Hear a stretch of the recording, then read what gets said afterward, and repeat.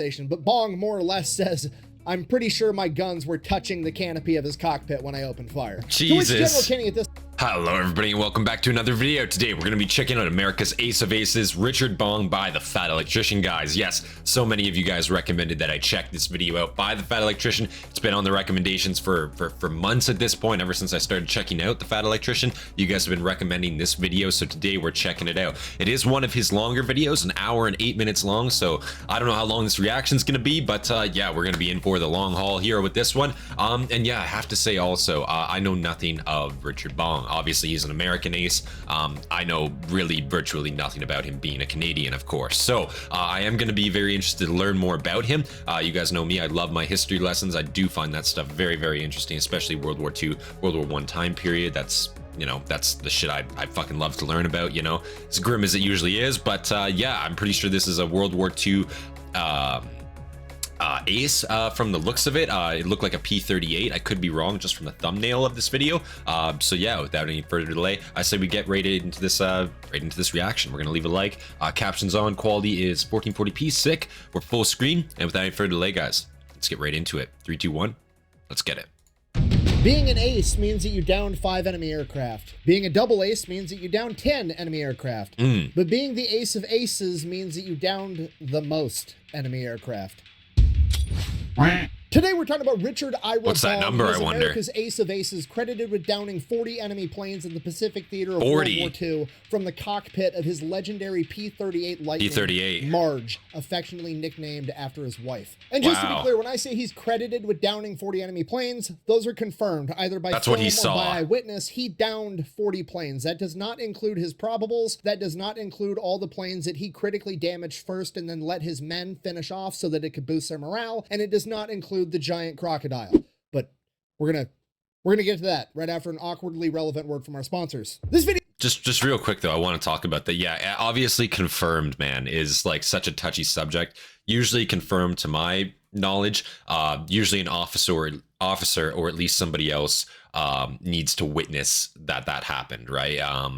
Typically pilots are all officers, usually, to my understanding. So you know, that just kind of works out. But yeah, man, like, what a guy. He was letting his teammates down enemy aircraft as well. He wasn't greedy about it, but also 40 enemy aircraft himself personally. And people saw him do that is insane.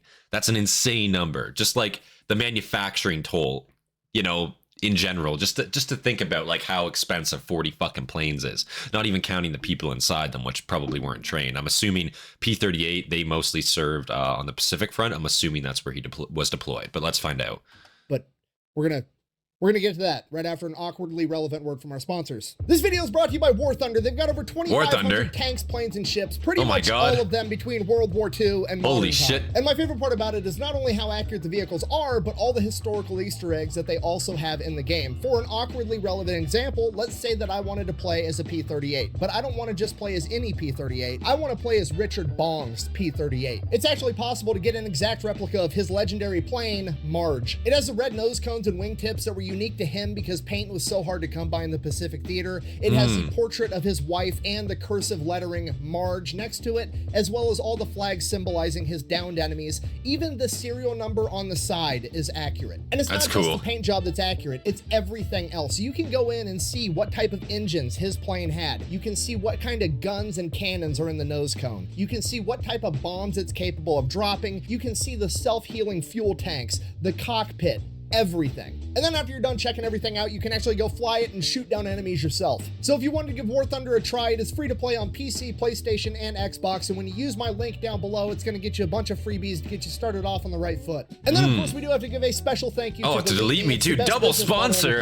Holy shit. They make sure that data brokers on the internet aren't selling your personal information. Hot if you diggity. like privacy, you're going to love Delete Me. As always, that's going to be linked down below and over at thefatelectrician.com. Let's get back to the video. Of course, I just want to say that's awesome for him. Double sponsored video. That's fucking sick, man. I don't know if those codes are still valid. I know this video is what, let's see here, a year old now, so maybe they're expired now, but I know he's got Delete Me on his channel for sure. I know that's still a sponsor, and I'm sure War Thunder is still too. So go use his codes if you plan on playing that game. I know I put quite a few hours into War Thunder myself. Very fun game, and yeah, if you plan on using Delete Me, go use his code, guys. All right, September 24th, 1920, Richard Bong is born. He grows up on his family farm in Poplar, Wisconsin, an extremely small rural town. His father, Carl, is a first-generation Swedish immigrant, and Richard is the oldest of 9 siblings. Okay, look, I'm not going to beat this into the ground, but I need us all on the same page. Richard Bong is a farm kid from the Midwest that grew up during the Great Depression as the oldest of 9 siblings, okay? He was probably tougher than me and you combined by the time that he was 8 years old. I'm just going to leave it at that. Speaking of when he was 8 years old, that is actually when Fate would step into this story. You see, young Richard, or Dick as everybody called him at this point, was pretty much your average farm kid from the 1920s. He got up before the sun did. What? I have to ask, what is like, where did that like nickname come to like be? You know what I mean? Like who decided to just start calling like as a nickname their buddy Dick? You know what I mean?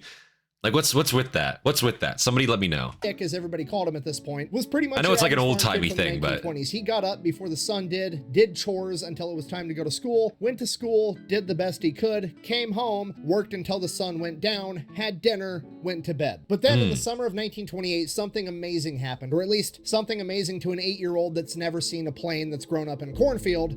A plane flew by one morning, but it wasn't just any plane. It was a U.S. Army plane, and it flew by so low that Richard could actually see the pilot in the cockpit, and he waved at him, and the pilot actually waved back. Then later that day, when Richard was doing his evening chores out in the field, the plane flew by again, this time going the other way. And the next morning, the same thing happened. And the day after that, and the day after that, and the day after that. It went on for weeks. Richard has no idea at the time, but that plane is actually carrying the mail of President Calvin Coolidge, who had decided to take a summer vacation in the next town over, Superior, Wisconsin. And it just so happens that the Bong family farm is directly in the flight path. This seemingly random act of fate coincidence is what sparks Dick Bong's initial interest in aviation. And at the age of 8 years old, he becomes completely obsessed. Every spare second he has. And back then too, like you would never see a plane. Like planes didn't exist, you know what I mean? So to see them like starting to fly for the first time, like you're an 8-year-old kid and you see a plane for the first time, and then suddenly it's just like it becomes a more daily occurrence as time goes on. Like what a crazy time period, you know? Like flight is basically non-existent. It's fucking everywhere in the span of like 20 years. Crazy shit. And at the age of 8 years old, he becomes completely obsessed. Every spare second he has with his extremely busy, manual labor-filled childhood, he spends researching and studying aviation. He reads every book from every public library that he can convince his parents to take him to. For every birthday and Christmas, he is asking for scale model replicas of different planes. But then one day his dad, a World War I veteran, tells him a story that he remembers from his World War I service. vet. The incredible story of America's ace of aces, Eddie Rickenbacker, the race car driver that turned into a fighter pilot and is credited with downing 26 enemy aircraft. Very nice. More than any other American during World War I. And with that, it becomes Dick Bong's life ambition to become a fighter pilot. Okay, but here's the problem with that. At this point in time, America's not at war, and generally speaking, whenever a country, particularly America, is not at war, the standards of certain jobs or the entry into the military at all gets raised pretty significantly because they only want the best of the best because there's a limited amount of jobs. I want to say, now I'm actually not too sure. I almost want to look it up. Maybe we're going to look it up quick. Because you guys, what was it, 26 aircraft in World War I there? Dick Bong aircraft. 26 aircraft? Hold on, let's look it up right now. Let's look it up here. Billy Bishop. That's a local Canadian ace.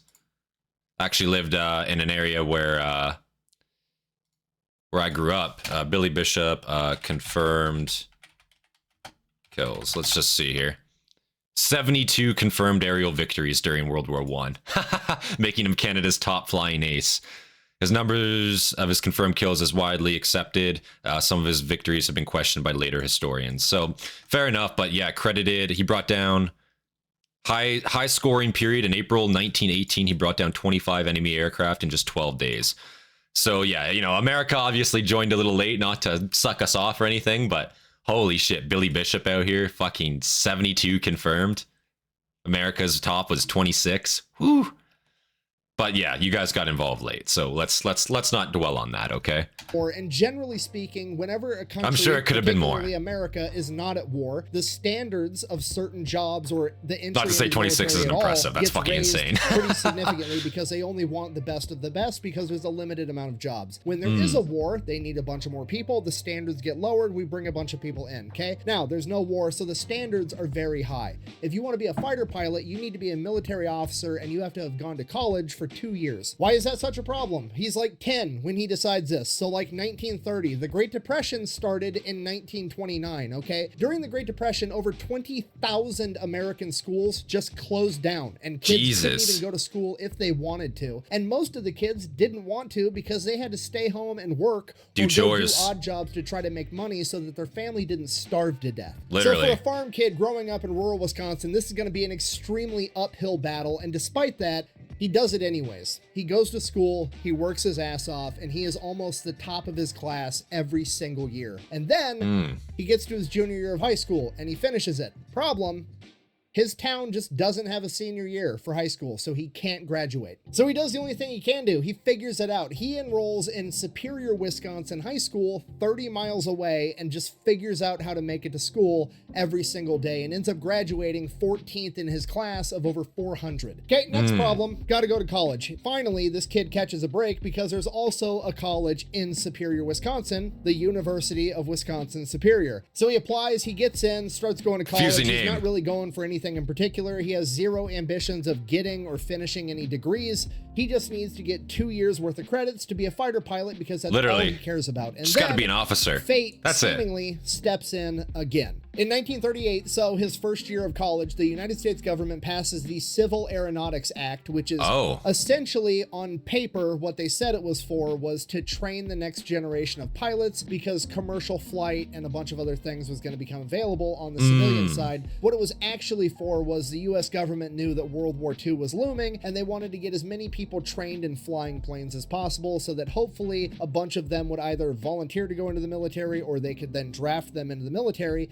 because they knew they were going to need a ton of pilots if war broke out. So that makes sense. The United States government is going to foot the bill for college students to learn I wish how to become I'd pilots, be a pilot. and as it would just so happen, one of the first colleges in the country to get this program was the University of Wisconsin Superior, and Dick Bong was one of the first people to apply and get accepted. So now he's getting college credit to fly planes. It's like a dream come true. He absolutely loves it. He is a complete natural at flying. He is the top of his class when he finishes the course. He then gets enough college credits to get accepted into the military academy in June of 1941, and right as he is about to graduate from the academy, the attack on Pearl Harbor happens. Damn, this changes the entire trajectory of Dick's career. You got to realize he's almost done with his training, and now there's going to be this massive wave of new recruits that both volunteered and got drafted coming in behind him. So he's like in this bottleneck, essentially getting shoved through the training as fast as possible. And when he gets out of the training, he's going to be one of the most experienced pilots the military has. And pretty much all of the pilots are going to end up being trainers, including Dick Bong. Yeah, and see, that was what a lot of guys didn't want to have happen. They wanted to go out there and see the action, but unfortunately, yeah, it's the case of our best, man. You can't be going overseas and dying. You got to train other people. You got to impart that knowledge the best way you can, you know, share it around, you know, that's how experience is gained overall. But yeah, that's what you saw with a lot of top aces and shit. They usually tried to rotate them back so that they could be trainer. And so again, like, morale wise, they didn't die out in the field, you know. That's really, really bad. A lot of other countries did not do that. Japan did not fucking do that, as we know. Let's keep watching. And pretty much all of their pilots are going to end up being trainers, including Dick Bong. He ends up getting stuck being a gunnery instructor on the T6 Texan. And honestly, it probably sucks, right? Because he ends up having to instruct all the new guys, and then the new guys get to go off to war and have his dream job. He's been working his ass off since he was 8 years old to meet these incredibly high standards. And then the second he meets those standards, gets his foot in the door, a mob of people comes running past him, and he's basically stuck there holding the door open for everybody anybody else. Yeah. And the P6 Texan at this point in time that he's training all these guys on is just a trainer plane. Like, they're not sending T6 Texans out onto the battlefield. No. So he's literally, to be honest, I've never even heard of that plane before. Fly the trainer plane, which means that Dick Bong hasn't really been assigned to what type of pilot he's going to be, and he really doesn't have a say if that day ever even comes. So he's actually training all these guys in gunnery, so how to be a fighter pilot, even though he's not even assigned as a fighter pilot. If his day comes where they do send him to war, they can still make him a bomber pilot. So he's essentially training people to take his dream job from him. That's crazy. Kiss my ass. Kiss his ass. Kiss your ass.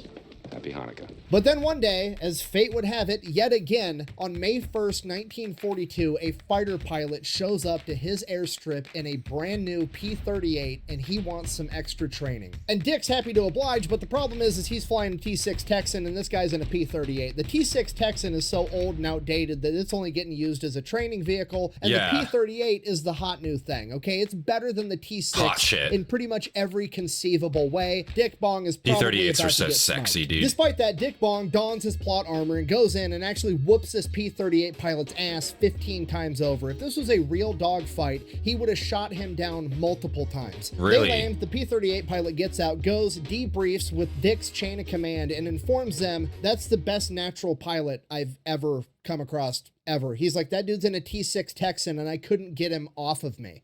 Literally. Why is he here? At which point the chain of command's like, huh, maybe we should do something with him. So they assign him to a fighter wing and send him off to go train on the P-38 Lightning. Chapter 2, the Lightning. Okay. All right, we need to take a minute and fully appreciate how badass. Yeah, and I have to say, good for him, right? He proved himself, and good for that pilot, too. That pilot kind of stuck up. He's like, yeah, he's literally better than me. Why isn't his skills being put to better use out in the field? Well, reasons, you know, but let's see. Clearly it pays off. Let's see. I don't want to speak too soon, of course. I really appreciate how badass the P-38 Lightning is, because it's an insane aircraft. One of the most slept-on planes of World War II, and for that reason, it's probably my favorite. Now, the reason the P-38 gets overlooked so often is because, generally speaking, whenever we're talking about fighter planes in World War II, we're talking about either the European theater or the Pacific theater. And when we're talking about the Pacific, it's usually carrier-based planes that we're talking about, because that was all the biggest battles of the Pacific theater. The Battle of Midway, the Battle of the Philippine Sea. They were all carrier-based aircraft, and the P-38 is not that. We also didn't see it very much in the European theater because it didn't perform very well in the colder temperatures seen at the higher altitudes above Europe. But it was absolutely wrecking house above North Africa and the Pacific theater. It was just taking off from islands instead of aircraft carriers. Yeah. The Germans that ran into it over North Africa started referring to it as the fork-tailed devil, and the Japanese called it 2 planes, 1 pilot. Yes, I realize there was a shitty joke there about a cup and a couple of girls, but we're not going to make that joke. We're just going to keep moving. Enemy pilots absolutely hated going up against the P-38 Lightning because it wasn't really a fight. It was more or less them getting sucker punched, and then if they were lucky enough to survive, they got to lose a drag race after that. And just because the P-38 Lightning isn't a fighter plane, right? The first letter in a plane's name is its designation. For example, F stands for fighter, B stands for bomber. So the F-4F Wildcat is a fighter. It starts with the letter F. The B-17 is a bomber. It starts with the letter B. Or what does P stand for? Stands for pursuit, like the P-51 Mustang. But it's technically not a pursuit plane either because it didn't meet the criteria. It's just the one that fit the closest. They actually had to come up with a new designation just for this plane because it was so overpowered, they didn't have a category that it fit into. You see, the P-38 was actually designed prior to World War II, so nobody had any idea what aerial combat was gonna look like, so they were just like, fuck it, let's make a plane that's awesome at everything. The committee in charge of developing the P-38 literally just looked around at all of the other types of planes, the fighters, the pursuits, the bombers. It was like, yeah, we want all of the upsides and none of the downsides. Make it happen. The spec sheet that they put out to military contractors on what they wanted this plane to be capable of didn't really read like a spec sheet. It read more like an impossible wish list. Nobody even knew if this was possible. They wanted this plane to be able to fly a minimum of 360 miles an hour in level flight, which at this point in time was fucking booking it. It's insane. But I mean, you could build a fast plane. That's not really an issue. Then they also wanted it to have a ton of firepower. They wanted it to have 4 50 caliber machine guns, cannons, and a 20 mm cannon, which, okay, a little bit harder, but you can still build a fast plane that's got a couple of guns on it. They also wanted it to be able to climb up to 20,000 feet in less than 6 minutes. Okay, now we're really pushing what a plane can do. Oh, and by the way, we wanted to also have cast wanted to be able to capabilities. carry 1,000 pounds of bombs while it does it, which is really the tipping point, because now not only is that borderline impossible, it's also not even allowed, because technically a fighter and a pursuit airplane are only allowed to have 500 pounds of bombs. They want to double it. Who comes up with that shit? Faster than any other fighter on the market and have more guns than pretty much any other fighter. So when they put out the bid for this plane to be built, they're not allowed to call it a fighter or a pursuit aircraft because it exceeds the limitations for those categories. So they're like, fuck it, we're just going to come up with our own category. We're going to call it the Interceptor. Yeah, it is. Yeah, Interceptor. Yeah, the committee in charge of developing the P-38 is on some gangster shit. They're first like, one to be called an Interceptor. It a pursuit aircraft because that implies that they might actually get away, and they're not gonna. And we can't call it a fighter because that implies that they stand a chance once we get there, and they don't. So we're actually going to request an Interceptor, which is some shit that we just made up. Okay, the moral of that story is that this should actually be called the I-38 Lightning, not the P-38 Lightning. The problem with this is all just one big ask, and none of the defense contractors think that this is even possible to actually make. Except for one, Lockheed, because they have this new badass aeronautical engineer by the name of Kelly Johnson. If you don't know who Kelly Johnson is, he's the man that would later go on to be the founder of Skunk Works, America's premier top secret plane development program that is responsible for a ton of innovation like the SR-71 Blackbird and the F-22 Raptor. So Kelly Johnson and his crew are the ones that are going to take on the challenge of developing the P-38 Lightning, and it becomes very apparent to them pretty much right out of the gate, it's not possible to do this with a single plane engine like most fighters have, so they're like, we're gonna have to have 2 plane engines. So they're like, fuck it, let's just take 2 fighters and slap them together. I mean, it works in checkers, why wouldn't it work in aerial combat, right? Jimmy, grab that fighter plane, bring it over here and king me. And just so we're all on the same page, a single one of these engines is more than enough to keep this plane in the air. With 2 of them, this plane is gonna be capable of traveling 413 miles an hour in level flight. To put that into perspective, that's roughly 100 miles an hour faster than any other fighter plane on the planet at this point in time in 1940. Literally. He's so fast. It can't really be overstated just how much these things fucking slap, dude. And like, if you play like War Thunder, or if you play Enlisted, if you play any of those games, if you play Enlisted, dude, it fucking shows. If you fucking get a P-38 and you fly it, you will kill everything. Everything. You will fucking slaughter it all. You're faster than everybody. You have a cast payload. Your guns can rip apart light vehicles. Hell, even tanks. You got a 20 mil cannon, dude. You start fucking strafing tanks with that shit, it's gone. You know what I mean? It's an impressive aircraft, and it's fast as fuck. If you need to leave, you can leave. No one's catching up to you. If you need to pursue, you can pursue. They're not going to outrun you. You know, the only real advantage that other planes sometimes had was maneuverability. But again, as long as you're smart, you outrun them. You climb on them, they're fucked. They can't do anything. Their maneuverability means nothing if you have altitude and you have speed. And this thing always had both of those on its side. Amazing aircraft, I have to say. I fucking love the P-38. Than any other fighter plane on the planet at this point in time in 1940. He's so fast. He makes fast people look not fast. Not only is it going to be significantly faster, it's also going to have significantly more firepower. Most fighters have like 450 caliber machine guns. The P-38 is going to have 450 caliber machine guns and a 20 millimeter cannon mounted in the nose, and it can carry bombs or rockets. And then on top of that, not only do these massive engines allow it to go faster while carrying more firepower, it also is allowed to operate at a higher altitude, meaning that now they are always going to have the high ground when they enter into a dogfight. So Literally. when the P-38s show up, they get to attack you from above at speeds that you can't match, and then if you're lucky enough to survive, they get to just roadrunner themselves out of the equation because they're 100 miles an hour faster than you and you can't catch them. Literally. But that's assuming that they want to run away, because the P-38 Lightnings are also more maneuverable than a ton of modern fighters as well. A lot of them. Because the massive dovetail allows them to catch more wind, giving them a tighter turn radius, so they can probably beat you in a dogfight anyways. They are an absolute nightmare to deal with, and Dick Bong is about to go train and become Freddy Krueger. It was really only like mid to late war, like Japanese aircraft that really had a maneuverability advantage, but that's it. That's all they had. That's literally it. Nightmare to deal with, and Dick Bong is about to go train and become Freddy Krueger. So by June of 1942, Bong is nearing the end of his training on the P-38. He's exceptional at flying it. He's the top of his class, and then he goes and does something kind of stupid. So he's out on one of his last training flights that he's ever going to have in the P-38, and he decides, you know, it'd be pretty cool since I'm about to graduate and I probably won't get in very much trouble because they're going to send me off to war anyways.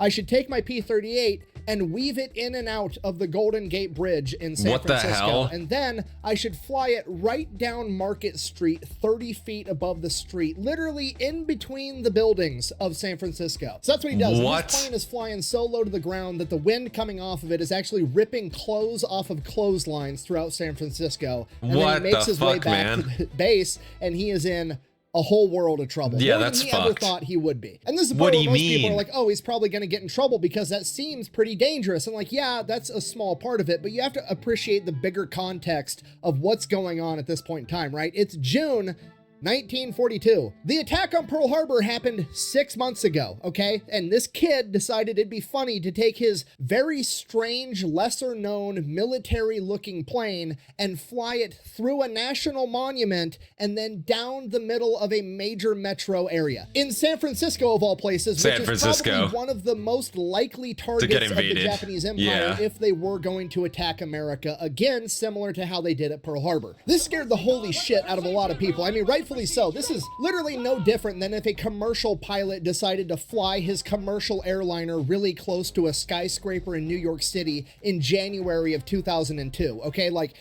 a lot of people are really freaked out by this, and they have a great reason to be. Now, Yeah. in Dick Bong's defense, obviously, he wasn't thinking about that at the time. He's like a 21-year-old dumb kid that's just excited inside of a fucking warplane. Like, a lot Sure. of people would have done the same exact thing. But come He on feels now, you have to horrible, know. And he gets called in to General Kenny's office, the guy running the entire training program, and he's shitting his pants. He knows that he is about to get probably kicked out of the military, grounded, potentially even thrown in jail. And General Kenny has been following Bong's career closely ever since he showed up at school to learn how to fly the P-38, and he is super disappointed that his top student would decide to do something this stupid. He brings him into the office. Dick Bong is nervous. This kid's shitting bricks. He can barely look the general in the eye, and the general's basically like, dude, What the fuck, man? and Dick does the best thing he absolutely could have done. He just completely owns up to it and is honest and upfront with General Kenny. He's like, look, I'm sorry. I'll take whatever punishment I need. That wasn't my intention. I was just a young, dumb kid, excited, horsing around.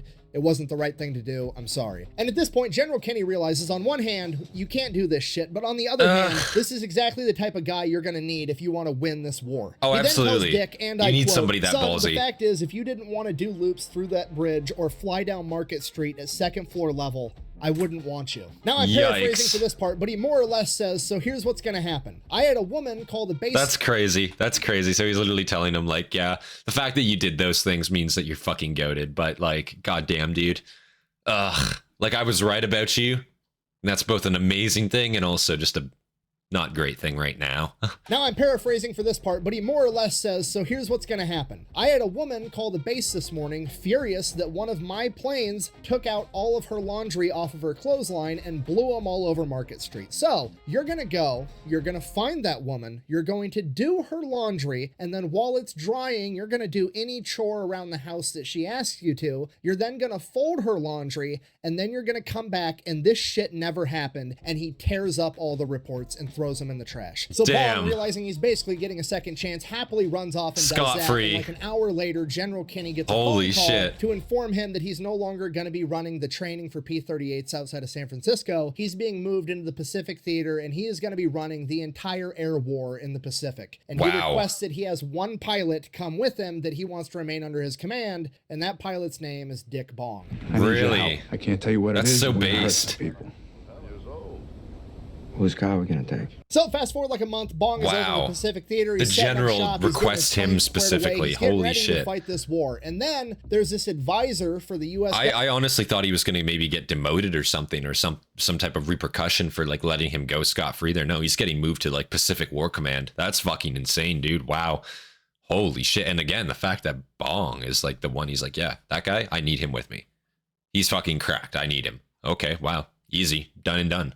plane squared away. He's getting ready to Very fight this impressive. war. And then there's this advisor for the U.S. government that comes in, some fighter pilot from World War I that's going around from airbase to airbase consulting and basically just seeing what's going on and, you know, making suggestions. This Is it the top fighter ace? pilot's name was Eddie Rickenbacker, Bong's childhood hero, Yeah. America's original ace of aces. Wow. So Rickenbacker's over there. He's talking to Bong and some other young pilots and General Kenny. He's telling them stories, and they get on the topic of how he actually broke the record record and got 26 downed enemy aircrafts. And Eddie Rickenbacker tells him, well, for one, we were flying over land, so whenever I shot somebody down, there was never any doubt, right? So like I could see the wreckage on the ground later that day. I could go back and check and we could verify things, whereas you guys are fighting over the ocean. If you shoot a plane down, it sinks. We have no idea if you actually shot it down or not. And the other thing is there's so many Germans in the sky of World War I just had more opportunities than you guys are probably going to have. At this point, Dick Bong chimes in. Same thing with Billy Bishop. Like, again, you're talking 25 aerial victories in 12 days. Like, there's just so many fucking planes up there. And they're all like shitter biplanes going 180 like kilometer an hour. Fucking no speed at all. They're made of paper, for fuck's sake. Like, yeah, man, if you got a cracked out aircraft and you're a ballsy pilot, you just shred those motherfuckers up. Oh, yeah. You know? God damn. World War I just had more opportunities than you guys are probably going to have. At this point, Dick Bong chimes in and is like, actually, sir, I hear we have plenty of Japanese to shoot at up in the sky around here. Eddie Rickenbacker kind of just smiles, clearly understanding that this was a challenge from this young pilot. And he says, I'll tell you what, if you can shoot down more Japanese than I shot down Germans, I'll buy you a case of scotch. At which point, General Kinney immediately says, and I'll double it. And then the next man up the chain of command, General Hap Arnold, hears about this and says, and I'll buy a case of champagne. And then really? The next guy up the chain of command, General MacArthur, says, I'll double the champagne as well. Holy shit, MacArthur? This gets picked up by the media and they make a big deal out of it. You know, they've got the picture and the headline, and it's like, America's ace of aces, Eddie Rickenbacker, and America's top generals make bets for alcohol with young pilots to down enemies. And there's like a bunch of public backlash, because you got to remember, Prohibition was 10 years prior. Oh, shut the fuck up. Who cares? Controversial, and a bunch of people feel like, you know, you shouldn't be bribing these young men with alcohol. They should just go out there and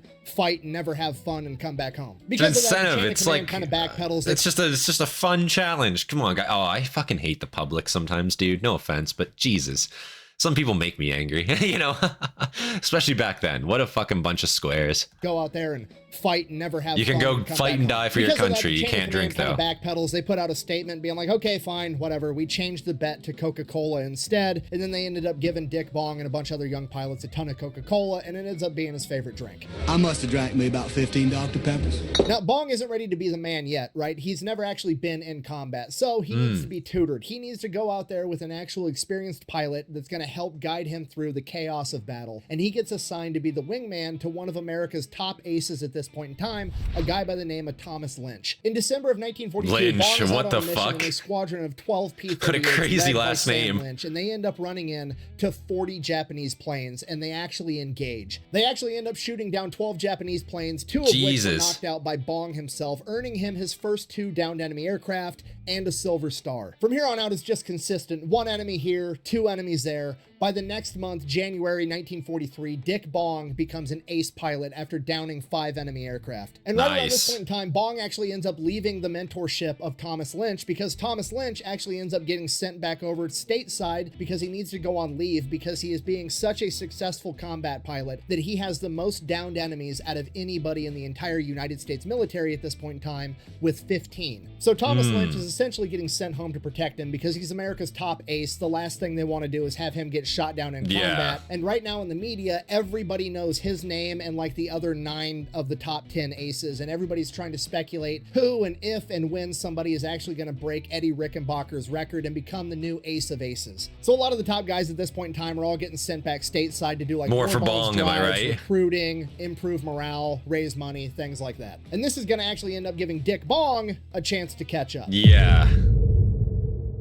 After a wild crocodile? So with Lynch stepping aside for the time being, Bong is now running the squadron, and on one of his very first missions, things just get weird. One of his wingmen has one of his engines go down, and he doesn't think that he's going to be able to limp it all the way back to the base, and he really doesn't want to try to land it at the base, because P-38s at this point in time are very hard to come by. If you lose your plane, you might not get another one. So the last thing he wants to do is try to land it on the airstrip and accidentally end up taking out even more planes, because that's going to hurt the war effort even more. So they make the decision, the best thing they can possibly do is for Yeager, this young pilot, to bail out, and then they'll just have to recover him him. He'll live. The plane's gone. It's going to be what it's going to be. That sucks. So they're trying to limp this plane back and find a good spot for Jaeger to bail out. Bong calls back to base and gets a smaller recon plane known as a Piper Cub up in the air, and they're going to help keep track of Jaeger once he does bail out, so that Piper Cubs are sick little so aircraft. that they can recover him quickly. Now the ground rescue crew is also on the way. The Piper Cub finally shows up, gets eyes on Jaeger. At this point, Bong is about to run out of fuel, so he's like, okay, Piper Cub, you're going to keep eyes on him. Bong goes back to base, lands, fuels back up, turns back around, and goes straight back to the lake to pull security in case any of the Japanese happen to find them, because the Japanese are well known for opening fire on any downed pilot or rescue crew that they can find. So Bong gets back to the lake. Remember, he's at a super high altitude because he wants to be able to see the enemy from as far away as possible. He's not really concerned about what's going on with the men on the ground. So from his perspective, he sees that it looks like Jaeger's made it to the shore of the lake. He seems to be all right-ish. Maybe he broke his leg. Who knows? We have no idea. The rescue crew, for whatever reason, decided that the fastest way they were going to be able to get to Jaeger was to be able to take a rubber raft across the lake rather than skirting around the edge and fight in the jungle the entire time. So that seems fine. And then there's this big-ass log that's kind of like floating near that raft, right? So everything seems to be going just fine. So Bong radios over to the Piper Cub pilot and he's like, hey, I'm up above you. If you see anything, if you need anything, let me know. I'm right here. The Piper Cub pilot radios back frantic. He's like, dude, there's a fucking giant crocodile swimming up to the raft right now. That's Holy not a fuck. log. That's a crocodile. Bong immediately dives and and he strafes this crocodile. And here's the thing with this that I forgot to mention during the P-38 chapter where I talked about the plane. As you already know, it's got 4 50 caliber machine guns. He just each fucking annihilates that crocodile. Of killing a crocodile. And then it has a 20 millimeter cannon, which is super duper capable of killing a crocodile. There's no way he opened up with the 20, right? It's only got one trigger and it fires all of them. Oh, so yeah, really? The crocodile's dead. It basically gets aerosolized instantly. The crew rescues Jaeger. Everybody makes it back to the base. Hooray. Then everybody starts giving Bong shit like, hey, you know, we always paint a flag on the side of our plane when we down an enemy. Are you going to paint a crocodile on the side of yours? Should we double back and see if we can get the crocodile's body and make some handbags out of it? What are you guys thinking? Then the media gets a hold of it and they run the story. They got funny headlines like lightning strikes Gator, Gator versus lightning, all kinds of crazy stuff. But regardless, it kind of fuels in first clickbait Bong's legend, and he is now on everybody's radar as the ace pilot / crocodile killer. Literally, that's awesome. So the media starts giving Dick Bong a lot more attention, but he doesn't pay much attention to it. He just keeps doing his job. He's growing into his shoes as the leader. He's going out, he's leading missions, and then he gets another kill and another, and then 2 more here, 2 more there. Next thing you know it, Bong is a double ace with 10 confirmed down enemy aircraft. So now not only is Bong the crocodile hunter, but he is also rapidly catching up to his mentor Thomas Lynch for having the most confirmed kills in the entire United States military, and he is now in the running to become the new ace of aces. Nice. And right around this time, one of Bong's wingmen requested shot there, that's for General sure. Kenny because he had to tell him something All the about top his aces star getting pilot, pulled out. Dick Bong. This young pilot shows up in the office and tells General Kenny, sir, he's given away Japanese. And General Kenny is like, what are you talking about? What do you mean? And he proceeds to tell this story about how they were out on a mission and Bong shoots up this 0 to the point that like it's going down. The wing is literally tearing off the side of the cabin. At which point Bong peels off and instructs his wingman to finish shooting that 0 down, even though it was already going down. And this young pilot figures like, okay, well maybe he's just like training me. Maybe he wants me to get target practice. I have no idea while he's doing this. Then they land, they get back from the mission and Bong comes up to him and he's like, hey, I saw you down that 0. I'm willing to sign off on it so that you get that confirmed kill. At which point this young pilot is like, no, you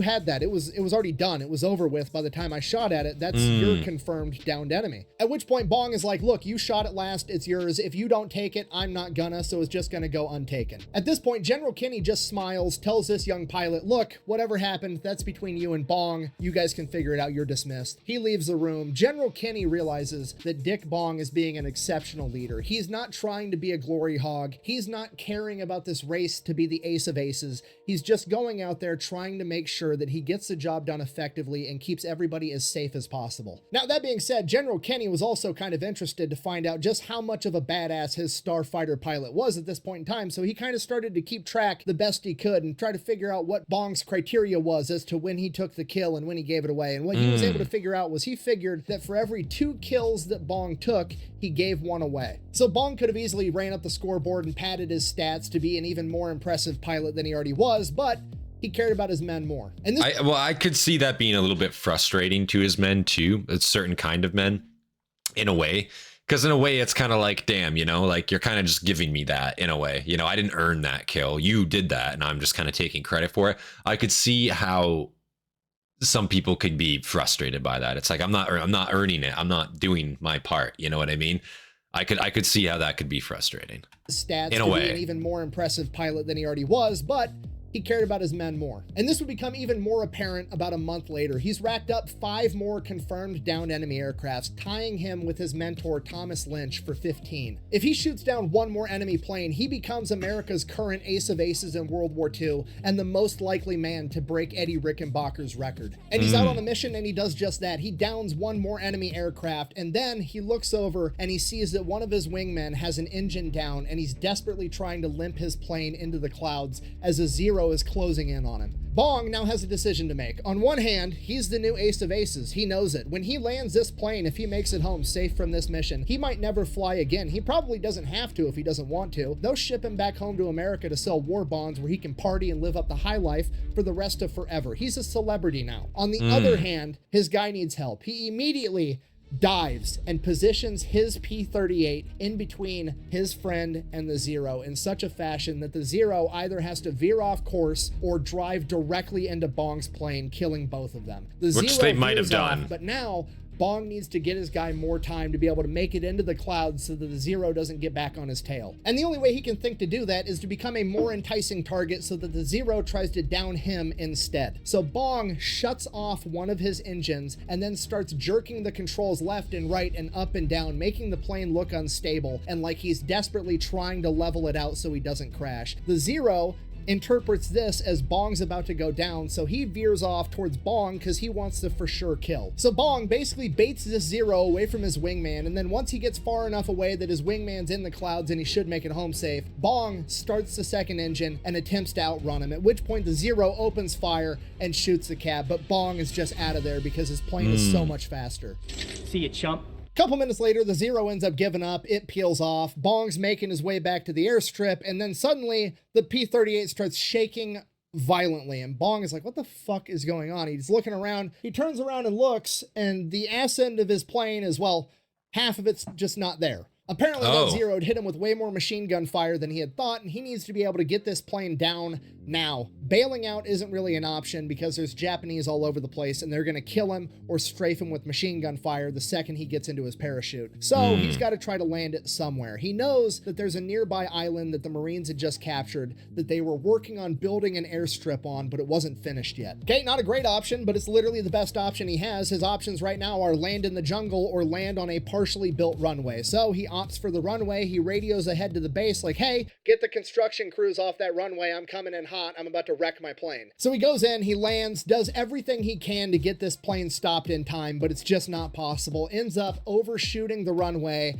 and driving into the ditch in front of it. While he wasn't able to stop all the way on the runway, he was able to slow down enough that the ditch stopped him and he was able to walk away without a scratch on him. Nice, okay, he had been hit over 50 times from the Japanese Zero, with multiple rounds being stopped by the cockpit armor and saving his life. Dick Bong had almost died, yet somehow not even gotten hurt. It's a classic case of plot armor, and he is now also the top ace in World War II, and he doesn't even have a plane. That P-38's complete garbage now, and for most pilots, if you lost your plane, you probably weren't going to get another one for a long time, meaning that you were going to be grounded. However, this is Dick Bong, the top ace of World War II. They Get him another a new plane in like 2 weeks. So that's great, but not the a real big problem deal. that comes into play is now General Kenny's Put that chain shit of on order command. now. You know, the top bosses are like, okay, well, your boy Bong is the top ace of World War II right now. We need to get him home. We need to keep him safe. We don't want him getting hurt. He's a celebrity. He's the crocodile killer. But General Kenny knows Bong better than any of these guys, and he knows that Bong isn't interested in being the ace of aces. He's not going out there taking every kill he can. He's not trying to get stats. He's going out there and doing his job to the best of his ability and trying to save as many of his men as he possibly can. And for that reason, General Kenny wants him to be the #1 guy. But he also realizes that maybe that's not fair to Bong either, and maybe Bong does want to go back home, and that should be his reward if that's what he wants. So he kind of very tactfully puts the ball in Bong's court and gives him the choice of what he wants to do without actually doing that. And the way he goes about doing that is he tells Bong, hey, when you get 20 confirmed kills, I'm sending you home for 2 months for vacation. And he knows that this means that Bong is going to pick and choose when he hits that 20 kill mark, because he knows that Bong isn't a glory hound. He'll shoot down 20 enemy planes and give all the kills to his men if he wants to, and that's his choice to make now. So naturally,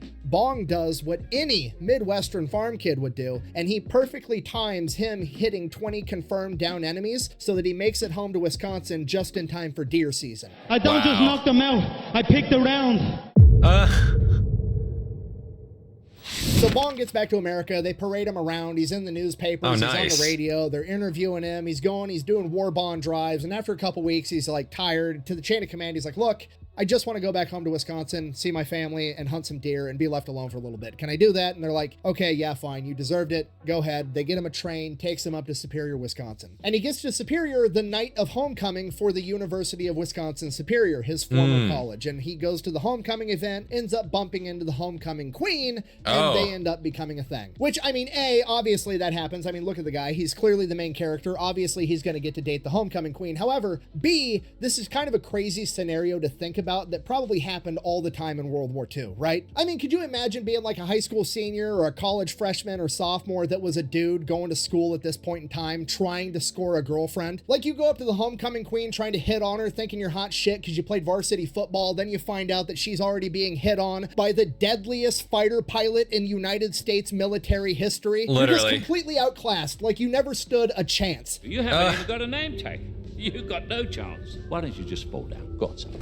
So Bong ends up scoring a date with the homecoming queen. He takes her out to dinner at this diner, and while they're out at dinner, little kids are coming up to their table asking Dick Bong for his autograph in front of the girl that he's trying to impress. So obviously she gets swept off her feet. They fall in love. They end up dating the entire rest of the time that he's in America on leave. And during the rest of the time, Dick is also going out hunting white-tailed deer with his brothers and his dad, and he's also doing a bunch of local news interviews, and he's a hometown hero about the entire thing. He keeps getting asked, you know, how do you manage to shoot down so many enemies compared to everybody else? Why is it you? Oh, it's easy.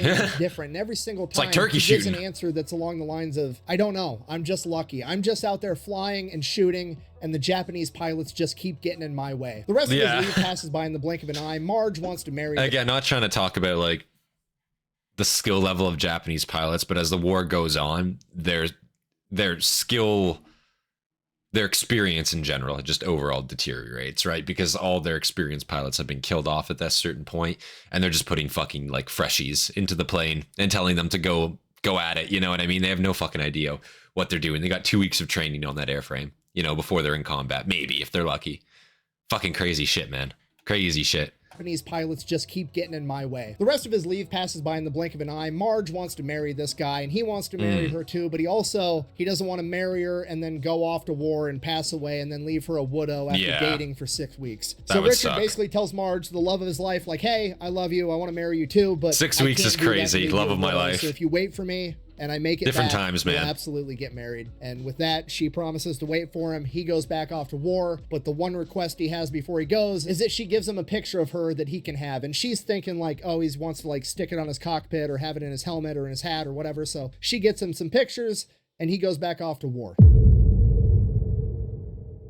So Bong gets back to the Pacific Theater, and he had a little bit bigger plans than having that picture inside of his hat. Because he's, you know, Top Gun, he's the ace of aces right now, he's going to get a custom paint job. That's not an option for a lot of other pilots or other planes, especially in the Pacific where everybody's so short on supplies, but he's the top guy. If anybody's going to get a custom paint job, it's going to be him. So he's getting red nose cones, red wing tips, and he's getting that picture painted right on the side of his plane with red cursive that says Marge, and that becomes the name of his plane. He then gets teamed back up with his buddy Tom Lynch because he's back in the picture now too, and then they both get pulled into General Kenny's office, and they both get told they're no longer going to be attached to the same fighter wing that they were last time they were here, and they both promptly kind of recoil and freak out a little bit, thinking that they're going to ground both of them because they don't want to risk their top pilots. General Kenny, on the other hand, had a completely different idea because he kind of decides he's just going to cut them loose. Basically, you guys are freelancers. You can come and go on whatever missions you want whenever you want. You guys are good enough. enough. Top dogs. Yeah, literally. We're not even going to attach you to a fighter wing. Don't even worry about that. You guys are just here.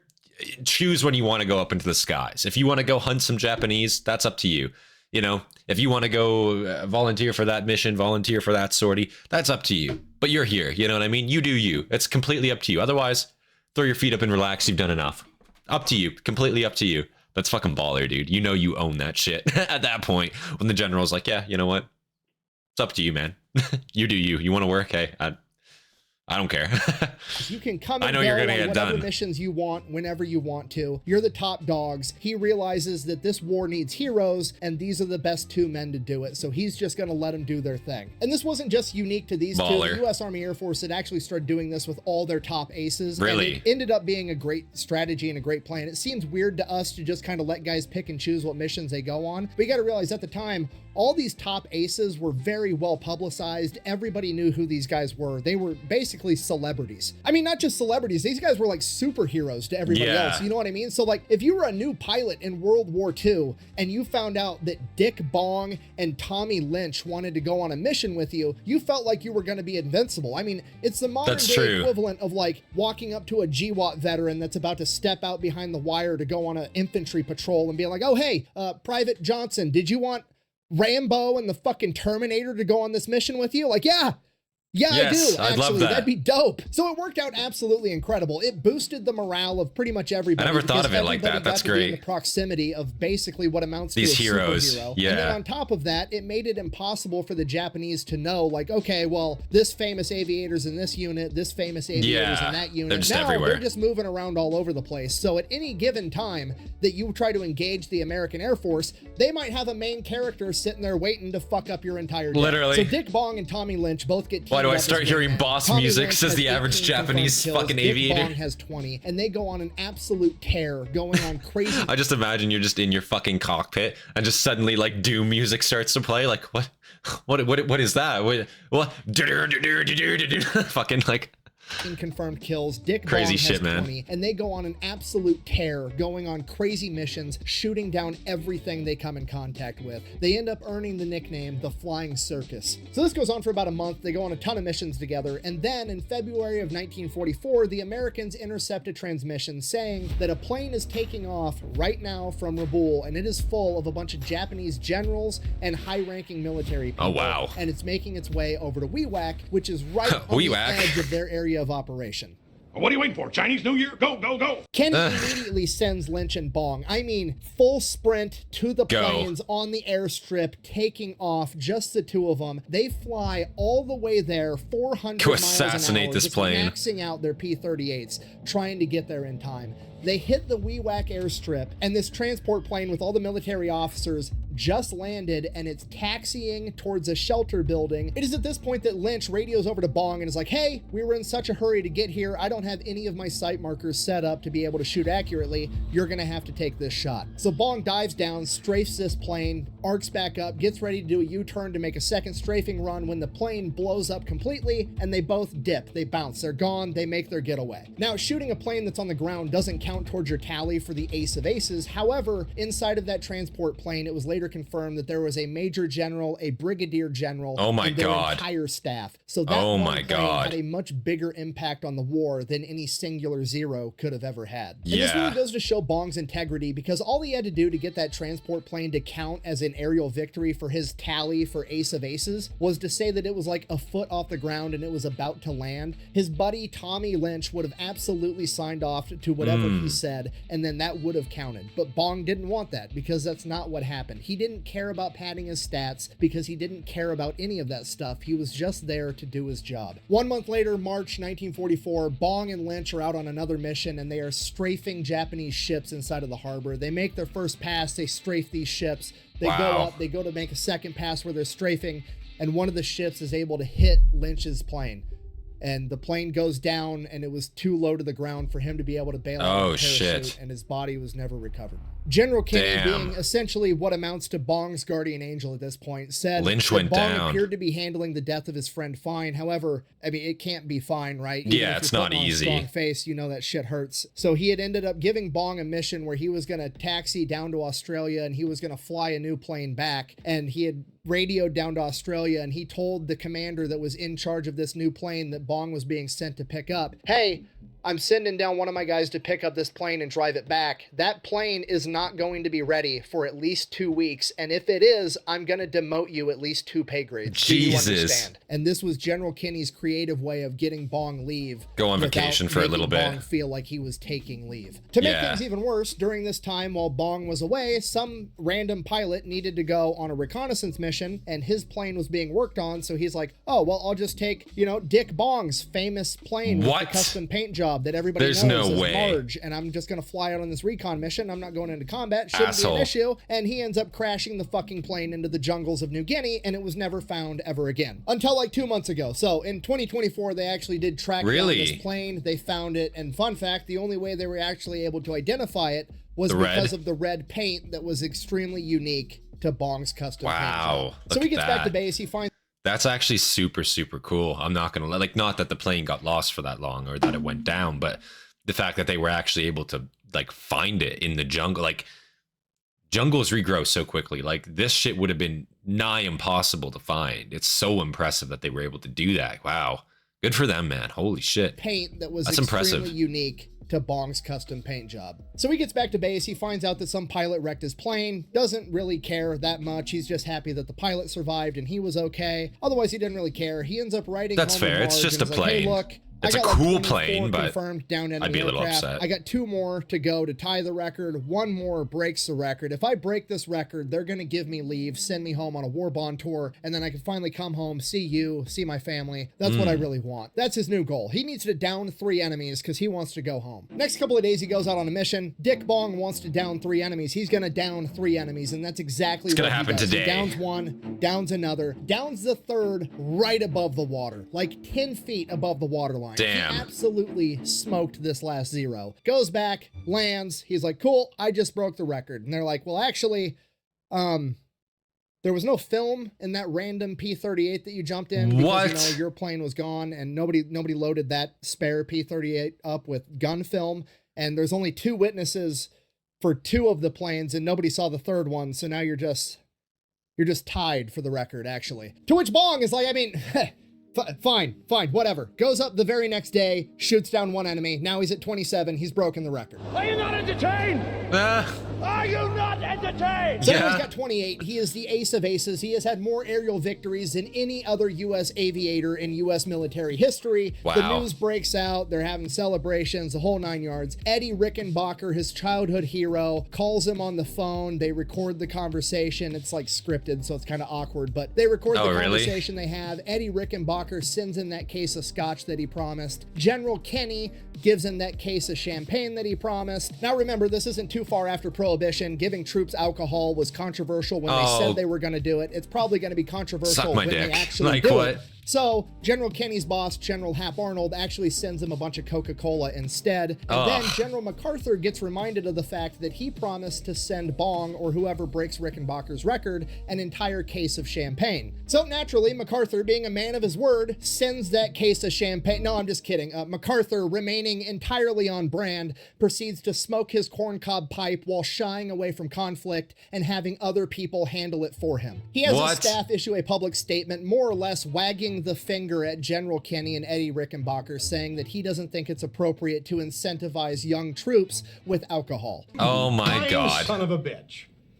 I'm sorry, I'm not a very big MacArthur fan, and it's showing. I apologize. Anyways, yeah, that's the media fair. goes MacArthur had a lot of issues the way I hear. I don't know a whole lot, but pictures of Dick Bong, America's ace of aces, with his legendary P-38 Marge, and they get there and they're like, oh yeah, that plane crashed. We don't have it anymore. It's not that big of a deal. He only shot down like 4 planes in it anyways. He's just been flying normal P-38s like everybody else the rest of the time. But the Army PR department's like, no, we'll make another one that's an exact replica. So they go, they get another P-38, they paint it up the exact same way, and then he goes and takes a bunch of pictures with it, despite the fact he's never even flown the thing. Not long after this, Bong gets word, hey, you're grounded. You're going to go back to America for a little bit. You're the new ace of aces. We can't be sending you up on missions and having you getting killed. You're way too important. So he kind of sort of got exactly what he wanted. But Bong has one request for Major Kenny. Once he gets back to the States, but before he goes back home to Wisconsin, he wanted to attend gunnery school. To which General Kenny and everybody else in the chain of command is like, what the fuck are you talking about? You're the best fighter ace in American history. Why do you want to go back to school for more training? Then, in what is probably the greatest demonstration of humility and leadership that I've ever seen, Bong goes on to explain to General Kenny that he doesn't feel like he's very good at gunnery. He doesn't feel like he's a good shot. And he tells the general,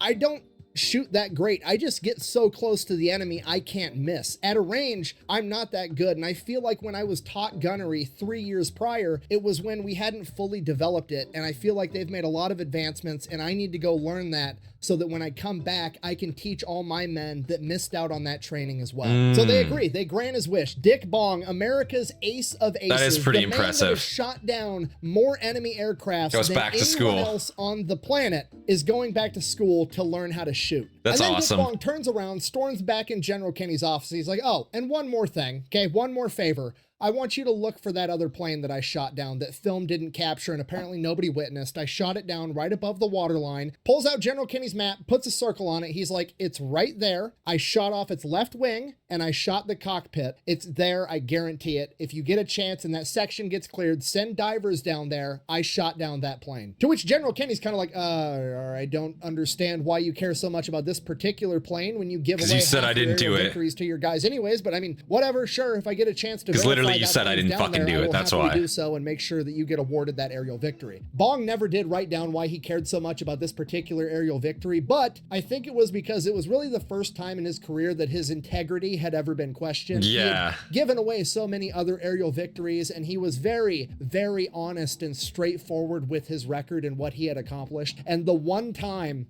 that he had claimed to have done something that couldn't be substantiated, not having people believe him, I think kind of rubbed him the wrong way, which understandably, it would rub me the wrong way too. Regardless, America's ace of aces heads back to America, goes to gunnery school, and while he's there, that sector of the Pacific does get cleared of the enemy, and General Kenny has the opportunity to send divers down, and being true to his word, he does just that. They pull this plane out of the ocean, and fucking sure enough, it was hit 11 times, almost cutting off the left wing and hitting the cockpit, shooting the pilot in the chest and the head, downing the plane. For sure, Dick Bong gets credit for an aerial victory when he's on the other side of the planet. Back in America, he now has 28 aerial victories. Meanwhile, Bong is still at gunnery school, honing his skills, getting better and better. And then finally, he gets done with that, and he's like, okay, perfect. Now, I'm finally going to go back home to Wisconsin, and I'm finally going to propose to my girlfriend, Marge. But then the big green weenie strikes again, and the chain of command steps in and is like, actually, counteroffer. Instead of you going home, counteroffer, paraded you around the entire country to sell more war bonds and made you talk to the news every second of every day. Oh my God. This is a rhetorical question. You have to do it. To which Bong is like, I mean,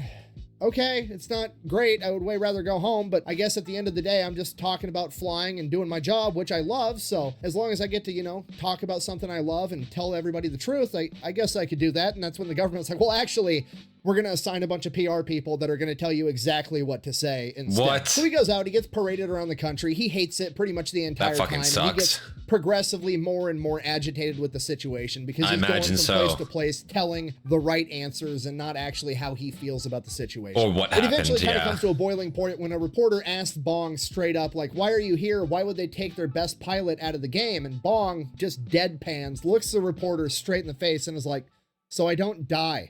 Which is not the politically correct answer that he was supposed to respond to that question with, but it is 100% the truth. The truth, and there's this awkward silence, and the reporter asks another question, and Bong he's finally had enough. Bong just goes, you know what?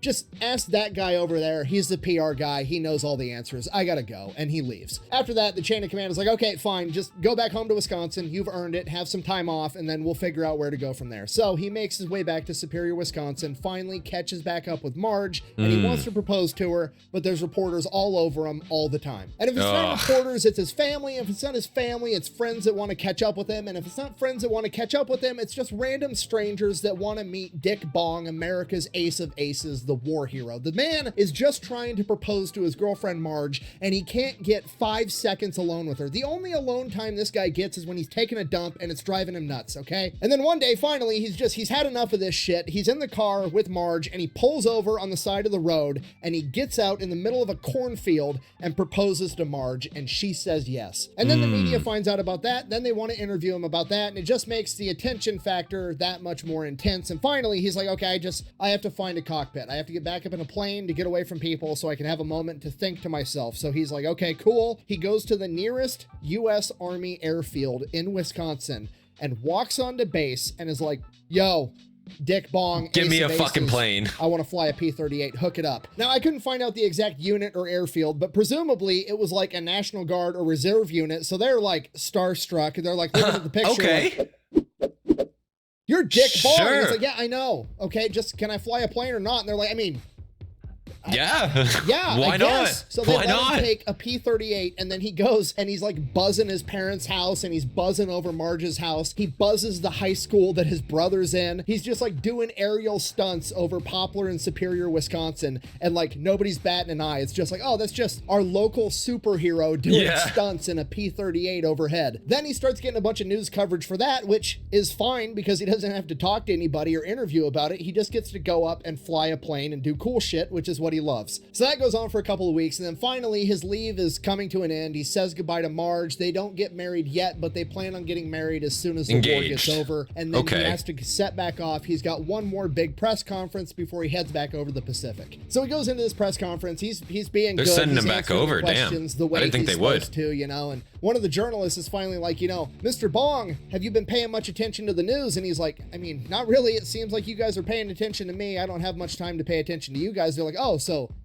have you heard about your 28th aerial victory? And he's like, what? And he goes, yeah, General Kenny actually dug up that plane out of like, the oh, bottom thank of the God. ocean floor and proved that you downed 28 enemy aircrafts. To which Bong is like, I fucking knew it! Oh!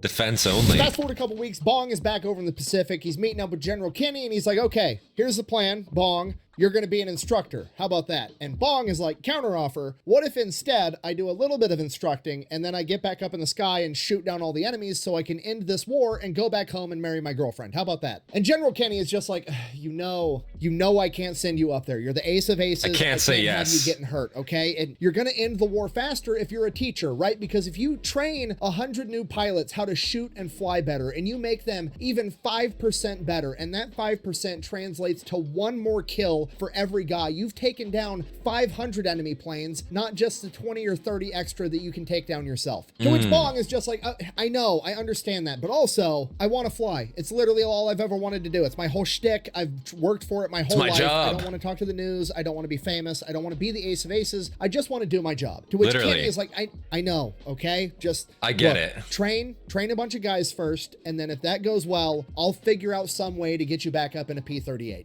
To which Bong is like, okay, fine. For General Kenny, I'll do it. General Kenny's been my #1 guy the entire He's been my time, homie ever since I was in flight school. Literally. He's always had my back. If he says he's going to do this for me, I know he's going to make it happen somehow. So Bong goes and proceeds to be the best instructor that he possibly can be. He's going around the Pacific from airfield to airfield, from island to island, training all the P-38 pilots with all the new gunnery techniques that he's just learned and mastered, as well as all the flight techniques that he already knew. And Bong is such a good instructor that after like 6 weeks, General Kenny can actually see in the after action reports that the accuracy and the engagement distances are both increasing for all of the P-38s in the Pacific theater that have gone through Bong's training. After realizing this, General Kenny knows he's got to keep his word to Bong, so he calls Bong into his office and he's like, okay, look, I'm going to let you go up in a P-38 on a mission. We have a major bombing run. Like 100 bombers are going to go bomb an oil refinery on the island of Borneo, and we're going to have a bunch of P-38s flying overhead as escort to fight off Japanese fighters if they show up. Okay, you can go up with the P-38s. You're not allowed to engage offensively. You can only shoot to defend yourself, and that is it. You are supposed to lay back and observe. So they take off on this mission. It is 35 P-38 Lightnings escorting 100 American bombers to this oil refinery, and on their way there, like 100 Japanese fighters show up. So the P-38s are outnumbered like 3 to 1. But here's the thing. This is Dick Bong and 34 other P-38 Lightning pilots that have been trained by Dick Bong, going toe-to-toe with 100 Japanese pilots in like mid to late 1944. Plus, like, all the bombers there, too, with all their complement of defensive armaments, right? There's going to be a lot of fucking tracers in the skies firing at the Japanese here. That's all I'm saying. They got a lot more to contend with. Like, it might seem like they're outnumbered on the fighter capability. They absolutely are. But, again, there's the targets. Those bombers are basically fortresses on their own. If they're targeting those, that's going to allow so much maneuverability for these P-38s here. Let's see what happens. Going toe-to-toe with 100 Japanese pilots in like mid to late 1944. If you don't know, the Japanese military at this point in time, not doing too hot, Not great especially when it at comes all. to planes and pilots. No. They have the strategy of, instead of taking out their best pilots and having them go and train the next generation, they just kept them in the field the entire time. Literally. And by this point in the war, most, if not all of them, We're have dead. all died in combat. Yeah. And all of these new pilots are both A, new guys, and B, they have subpar training because the Empire of Japan no longer has the resources to get them adequate flight time before sending them into battle. And the point I'm trying to get across is that despite the fact that the Japanese had a pretty significant numerical advantage, they still proceeded to get their asses whooped by the P-38 Lightnings. By the end of the skirmish, they had lost 1 P-38 and the Japanese had lost 60 planes. Jesus Christ. Bomb the oil refinery, come back, mission was a huge success, and then Bong writes his after-action report, turns that into General Kenny. General Kenny, getting ready for bed at night, I presume, having a nice beverage, decides that he's going to read the after-action reports of his #1 guy, and Bong's after-action reports really haven't changed that much at all. He's still very straightforward, very concise, brief, not braggadocious whatsoever. Dick Bong recorded 2 kills during the battle. All right, so now General Kenny, I presume, a little bit on edge, maybe pouring himself another drink, and he's like, okay, well, I'll read the next line of the text, and he's going to explain to me in detail why this was a very defensive kill, and he had to do this. Next line of text. Both of them were shot within less than 1,000 feet of me. And you know, when you're in a plane traveling 380 miles an hour, 1,000 feet away might as well be touching one another. Literally. It doesn't sound very defensive to General Kenny. So next morning... Sorry, guys. Alarm's going off. Holy shit. Apologies. Sorry about that. Let's go back a little bit. Feet away might as well be touching one another. Doesn't sound very defensive to General Kenny. So next morning, General Kenny calls Bong into his office and is basically like, dude, we had a deal. You were just supposed to be observing. They're supposed to be defensive kills. Defend yourself. To which Bong is like, I was. They were both defensive kills. Well, I mean, at least one of them was. And General Kenny's like, okay, whatever. I'm listening. Let's hear this excuse. Okay, well, the first plane I actually did attack, but I only attacked because I was observing like I was supposed to be doing. I was just watching. And because I was the only one observing the battle, I was the only one that noticed the Japanese recon plane that was running away from the battle to go get backup. And I knew that I had to go shoot him down so he didn't bring a bunch of backup. So I went, I dived on him, and I shot him down. And General Kenny's like, okay, fine. Explain the other one. Well, after I dived on the recon plane, I got back up in formation, and there was a Japanese Zero that made a pass at one of my wingmen, and then he made a pass at the other wingman, and then he made a pass at me, and I wasn't putting up with that shit, so I got behind him, and I shot him down. At which point, General Kenny is like, how close? How close did you have to get to the enemy plane to shoot him down? I sent you that fancy gunnery school so you could learn how to shoot people from far away. How close did you get to the guy? Obviously, I'm paraphrasing throughout this conversation, but Bong more or less says, I'm pretty sure my guns were touching the canopy of his cockpit when I opened fire. Jesus. To which General Kenny at this point is like, dude, come on. You know what? Actually, it's fine. It's fine. We destroyed that oil refinery. The war is coming to an end. No one died. There's really not many more missions maybe one pilot did. on, so I hope you enjoyed your last hurrah. That was probably the end of it. The war's basically over. Everything's fine. Congratulations. You got 30 confirmed aerial victories. Nice round number. You destroyed Eddie Rickenbacker's record. Just good job. Fast forward like a month, October 1944, things are about to heat up again because MacArthur is about to fulfill his promise and return to the Philippines, and he's going to want to make a grand entrance. So he goes ahead and he tells Kenny, hey, report to this airstrip. I want all of your top P-38 aces there. I'm going to meet every one of them and shake their hand, and then we're going to go retake the Philippines. So General Kenny and General MacArthur are at this staging airstrip. All of the top P-38 aces from the entire Pacific Theater are showing up, landing their planes, parking them, getting out, and they are going to shake hands with both the generals. I imagine they probably all have custom paint job planes. And he sees Dick Bong getting out of a plane, and he's just like, Bong, Mayor. Bong comes walking up with a big shit-eating grin on his face, greets the generals, at which point General Kenny is like, what? What are you doing here? And Dick Bong is like, what? General, the standing order that I was told was that all P-38 Lightning aces are to report to this airstrip at this time. That includes me. So here I am.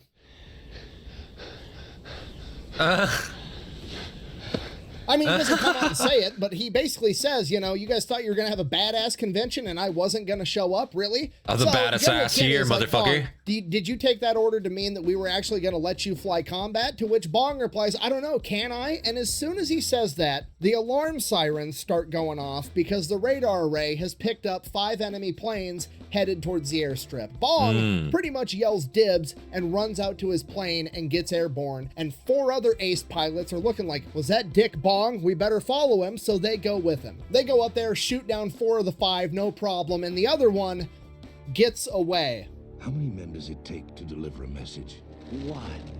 And one of those kills goes directly to Dick Bong. He's been there for a total of like 15 minutes. He's already scored an air-to-air victory in front of 2 of the generals and pretty much everybody else. The very next morning, Bong volunteers to go out on a non-combat recon mission by himself early in the morning, you know, kind of trying to make it up to the chain of command, like, hey, I can be here. I don't necessarily have to go out on the combat missions, but I love flying. I want to help you guys, like, even if it's just flying out and looking for another airstrip because this one's kind of cramped, I'm happy to do it. That was his intentions.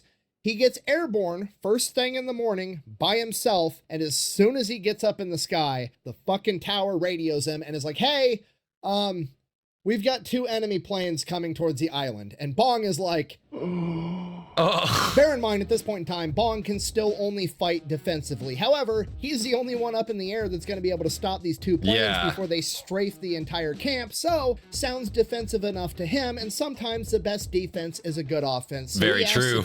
I say that all the time. The tower tells him where they're at. He makes a beeline towards these planes to intercept them in his interceptor. As Major Bong is making his way to intercept these 2 Japanese planes, the sirens are going off down on the ground because the camp is about to get strafed with enemy gunfire, and people start scrambling, they're running around, they're trying to get planes up in the air, and then eventually everybody realizes, oh shit, Dick Bong is up there, and everybody just gets to stop and gets a front row seat. Oh, wait a second. Everyone calm down. Gather around the beach. We're gonna take a look here. Down, lands completely unscathed, and it's just the most main character shit that has ever happened in human history. Everyone's scrambling. Oh, we gotta get to cover. Oh, wait, Bong's up there? Oh, wait. Everyone, let's go observe. Let's go watch. This will be a show, if anything. Get the food out here. Get the canteen. Come on, boys. And it's just the most main character shit that has ever happened in human history. During this time, Major Bong's writing back home to Marge, and he's like, look, I'm doing good. I got 36. I think if I can get 4 more, I'm going to hit 40. Nice, even round number. And I think they'll finally let me go home because they won't want me out here getting killed. That's his aspiration. He loves flying. He also just wants to go back home and be with his fiance. And then one day, the air raid sirens go off, and when that happens, whatever pilots are available jump in whatever planes have fuel and ammo in them, and they take off and they handle the issue. And it just so happens on this particular day that some random military pilot by the name of Captain Davis goes and jumps in Major Bong's plane to go up and handle the issue. And as soon as he gets airborne, for whatever reason on this particular day, Major Bong's P-38's plane has an engine blow up, causing him to lose control of the plane and crash it back into the island, killing Captain Davis pretty much instantly. Jesus. The initial reports were saying that Major Bong was killed in combat. What a coincidence. Everything would get figured out and settled within a couple of hours, and everybody realized that America's ace of aces has somehow yet again, by seemingly a random act of fate, what a coincidence, avoided death. After this, General Kenny realizes he has to get Bong out of here and back home. The kid has earned it, and the best way he's going to be able to get him out of here is to get him the Medal of Honor. So he goes to the chain of command, and he's like, hey, I want to get Dick Bong the Medal of Honor. To which they're like, okay, for what? And he's like, what do you mean for what? What do you mean? I tell you what, here's the dates that he's been in the Pacific Theater. Point to a random date on the calendar. I'll tell you what he did on that day that probably deserves this Medal of Honor. So General Kenny ends up writing up his Medal of Honor citation for shooting down 8 enemy planes. For conspicuous gallantry and intrepidity at the risk of his life and life above and beyond the call of duty in action in the Southwest Pacific area from October 10th to 15th November 1944.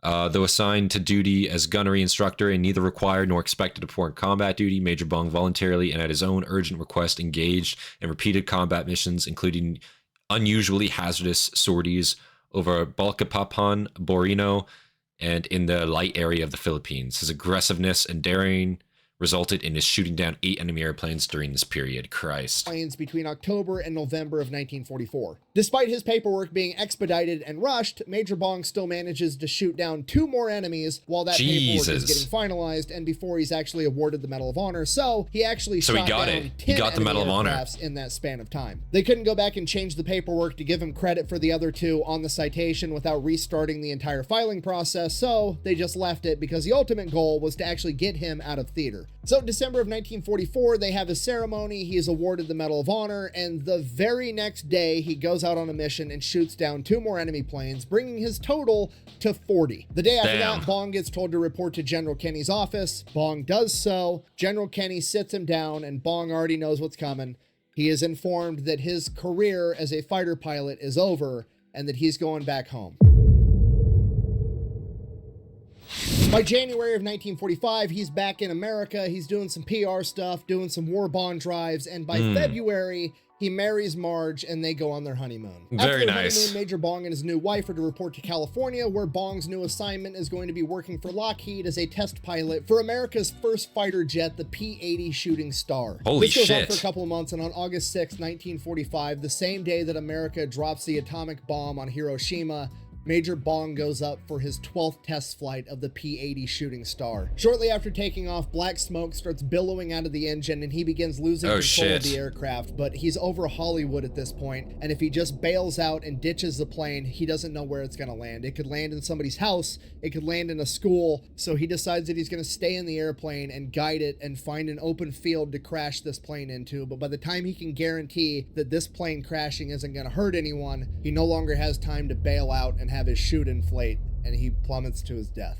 The very next day, newspapers all over the country read something along the lines of atomic bomb hits Japan, Major Bong killed in jet accident. Major Bong was 24 years old when he passed away. He worked his entire life to become a fighter pilot, and he ended up being the greatest fighter pilot in American aviation history. That's how he went out. He wasn't trying to necessarily be the best fighter pilot. He certainly didn't care about being the best fighter pilot. He just was. He flew 146 combat missions in World War II when the average pilot at that point in time only flew 30. He's credited with downing 40 enemy aircraft, and that's not including all of the probables, and it's certainly not including all of the ones that he basically shot down and let his men finish off so that it could improve their morale. So in conclusion, that is the absolutely incredible story of America's ace of aces, Richard Bong. Thanks August for watching. 6, 1945. That's crazy, man. At thefatelectrician.com. Quack bang out. Wow. I wasn't about to cry. Onion cutting ninjas have infested my office again. I gotta go. Of course, of course. Wow. Oh, there's more. Oh, there's quite a bit more. Okay, first of all, don't forget to go check out War Thunder. You can fly a P-38 for yourself. Secondly, I'm giving away this custom gun cabinet. All you have to do to get entered to win is to go over to my merch store and buy any product. Doesn't matter which one it is. Every product you buy counts as one entry to win that gun cabinet. Second what a baller safe. Custom pistol lock boxes, and third place is going to be getting a care package from Wiley X, my favorite shooting glasses company. So yeah, if you were ever going to get some merch, now's the time. Maybe you'll win something cool on top of it. Other than that, I know this is a really long video. I hope it was worth it. Thank you for watching. Very good video. Is there more after this now? A little bit. Well, folks, it's a very happy day for me to be back here on this Mother's Day, be along with my mother and the mothers of these 2 other boys. And it'll be a much better day all around when we can get all the mothers of all the boys back together again when this thing is over. Wow, well, not the ending I expected. I had no idea. Wow, 24 years old and he died in 45. That is so sad. Right at the end of the war there, the day they dropped the atomic bomb, he fucking passed away. Wow. And crazy too, he was a test pilot for the Shooting Star. What a crazy job. I understand, like, again, like, no less risk maybe in war, but like then they're bringing him back and they're having him be a test pilot. That's just fucking insane to me, you know. That's also a very risky job. But I guess at that point, you know, the war's won, and man, that sucks. What an awful way to go out. But like, shit, I mean, his acts of gallantry during the war there, you know, no one can take that away. You know, he was an absolute fucking legend of the skies there for a time. And again, I really do think he turned the tide in a sense himself. Again, some of these top aces, man, the morale effect and the demoralizing effect they have on an enemy too, like, that's the big thing, right? Like, I would almost be curious to see what the Japanese were saying about this guy in his heyday, right? Like, what the fuck their message was about him, because they did have messages about a lot of things, Marines everything, right? So very interesting video. I really enjoyed that one. That was a long one, but yeah, if you guys enjoyed this reaction, hit that like button, subscribe for more content from me, and of course, leave your recommendations down in the comments below what you guys want me to check out next. I thought this was a great video by the Fat Electrician here. Can't believe I waited so long to check this one out. And yeah, big thank you to all of our members, of course. And yeah, without any further delay, guys, this has been Centurion, and I will see you guys in the next one. Peace, guys.